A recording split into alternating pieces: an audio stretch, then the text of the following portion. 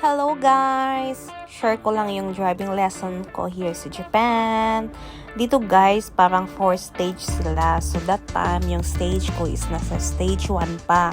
So need ko mag-train inside the school bago ako makalabas sa school. So may written exam, first stage. So napasa ko na yon.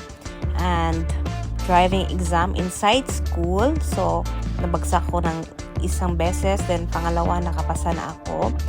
So after that, pwede na akong makalabas sa school na mag-drive sa highway, sa expressway, depende kung ano yung PEL ni Sensei.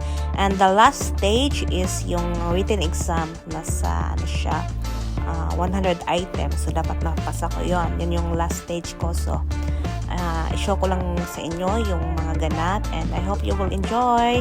Thank you for watching guys. Stay motivated.